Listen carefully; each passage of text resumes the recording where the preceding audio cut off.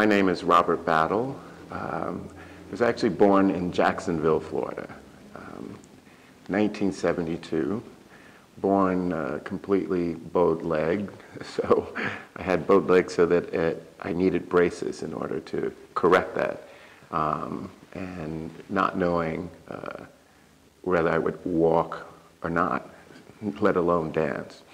My great aunt and uncle sort of took me in from my birth mother because she was having some issues at the time and really needed help. And so they stepped in and we moved to Fernandina Beach, Florida. They got the braces for my legs and got me on my way. When I was probably about 4 or 5, my great aunt had a stroke.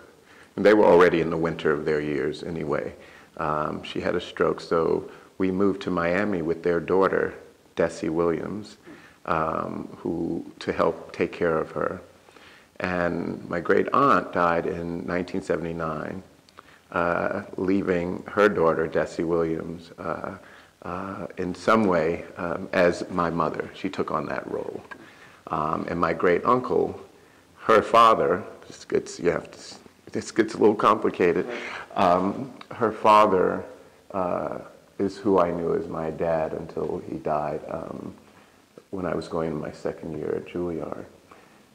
But the wonderful thing about Desi Williams, and I still call her Desi, that's what I call her.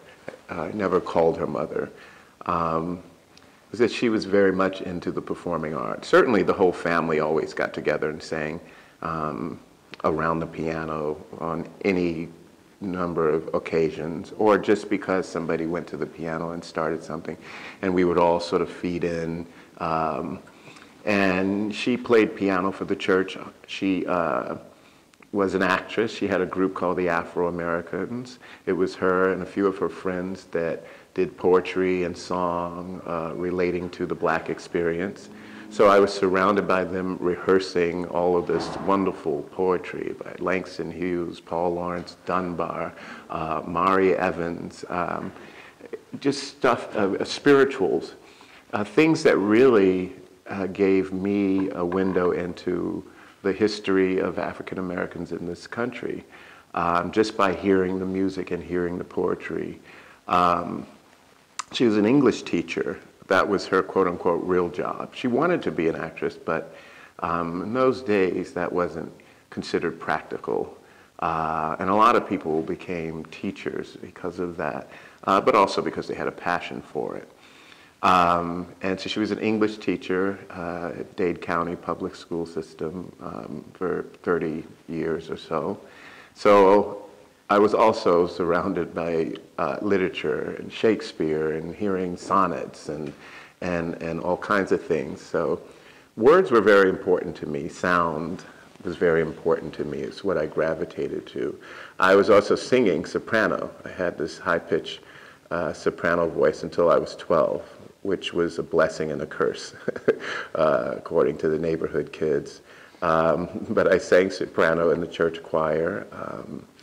And I did a little bit of dancing. I didn't really know what it was, but my mother taught me a song that she would play on the piano, That's Entertainment. And she would sing the words, and I'd sing the chorus, and I'd pretend to be sort of tap dancing.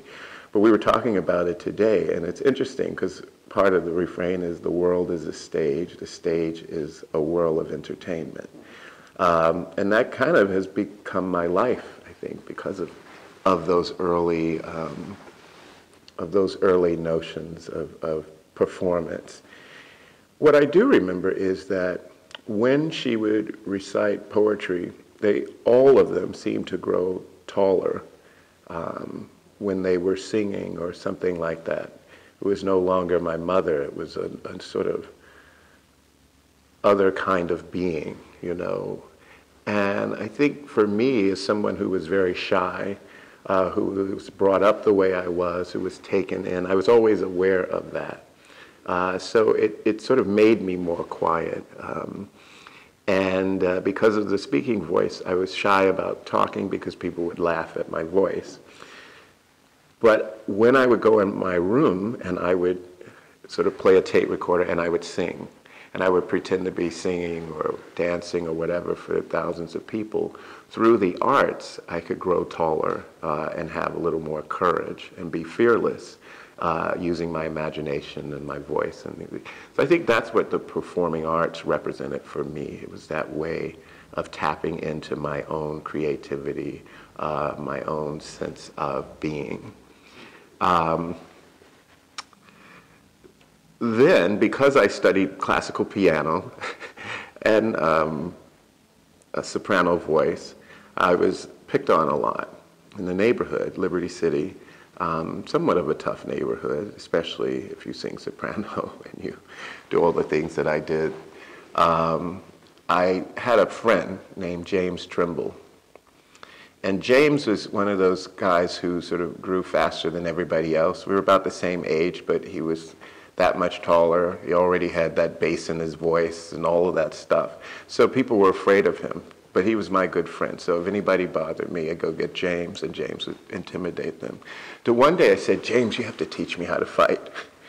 And so James started sort of teaching me, and then he said, but you know what, my father is a retired third-degree black belt. Maybe we should talk to him. We did, and he agreed to train us. So in their tiny living room on a concrete floor, we would do weightlifting and study martial arts with his dad. So much so that I was obsessed with it. Anything I ever did, I sort of, if I loved it, I became obsessed. It wasn't enough to learn it, I had to become it.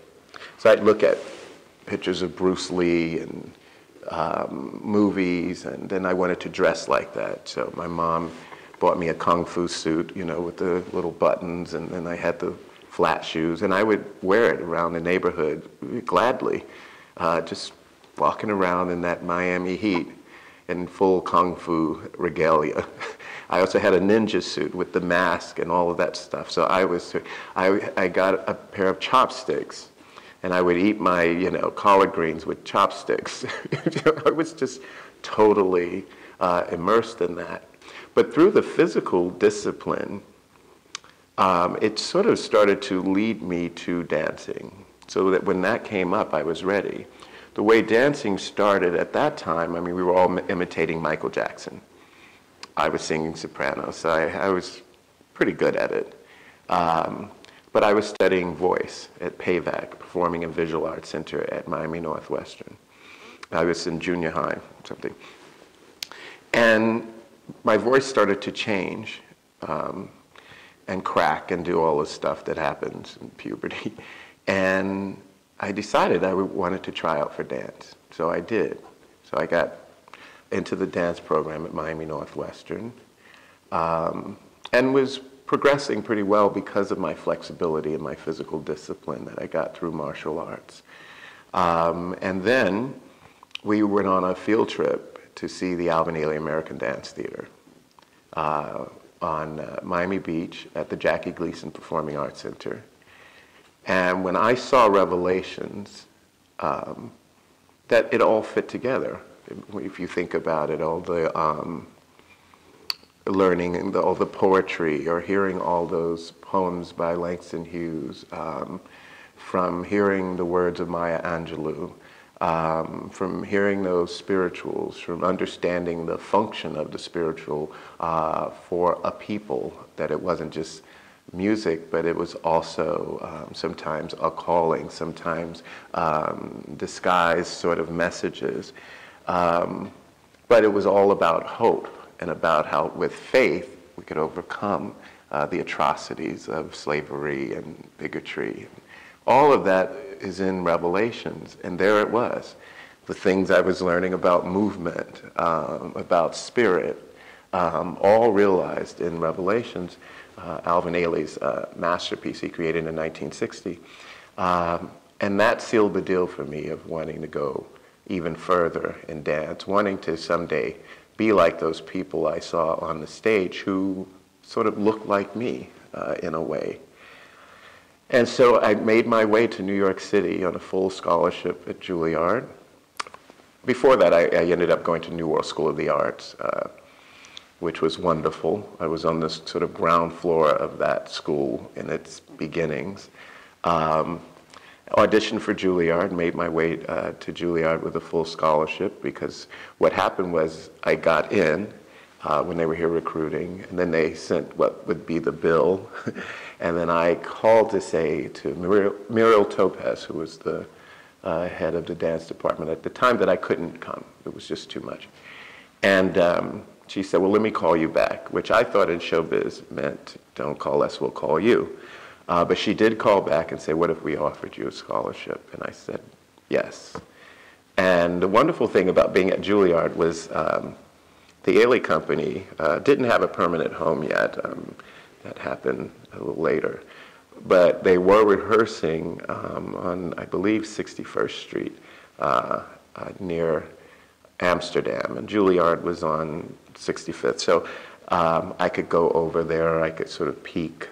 In the summer, I would study in the summer program at Ailey. I would have what I call Judith Jamison sightings, you know, where, I mean, who didn't want to see Judith Jamison?